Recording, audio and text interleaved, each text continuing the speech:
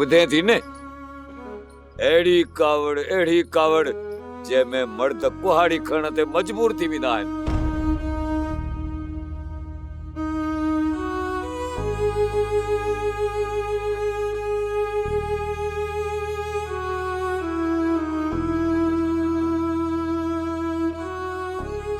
बाबा, मूं भायो तो मुझो पी हिन दुनिया खां मुख़्तलिफ़ आहे।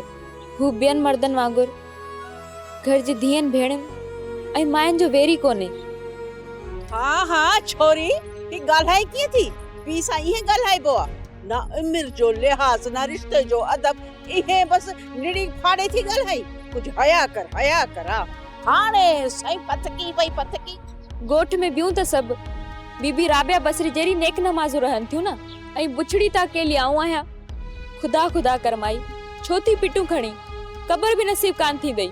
हाँ, बाकी साईं तुंहिंजे लाइ त अॻ में कबर तयाराऊं कराए थी छॾियां। तूं फिक्र न कर, तूं मुंहिंजो फिक्र न कर, तूं पंहिंजो सोच त तोखे कबर मिलंदी। कीड़ा के खाए नहीं। हाँ, निभागी छोरी ॻाल्हाए त थी मूंसां त ज़बान कढी छॾींदी सही।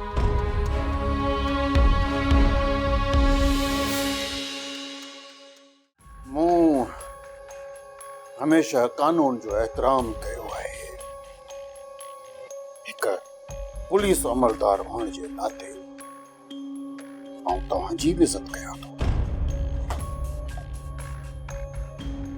थल्ल ॿधण जी ज़रूरत नाहे खान बहादुर, कम जी ॻाल्हि कर।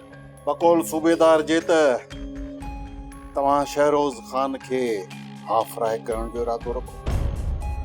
शहरोज़ खान मुंहिंजो अकेलो ऐं लाडलो पुट आहे। मुंहिंजो तमामु सिकी लथो ऐं प्यारो आहे मूंखे। बच्चा कावन खे भी प्यारा हूंदा आहिनि फिरोज अली खान साहब, पर मां तव्हां वरी न महिरबान अख सां उनखे नथो ॾिसी सघां। मुंहिंजी नज़र में सदा हिकु खूनी वारी हूंदी। हू खूनी आहे खान बहादुर खान साहब, हू खूनी आहे।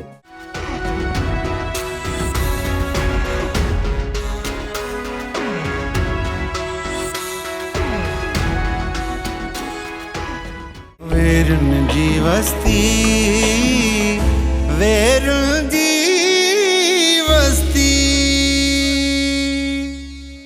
सब्सक्राइब कयो असांजो official YouTube channel Sindh TV HD drama ऐं वधीक अपडेट लाइ बेल आइकन खे क्लिक करियो।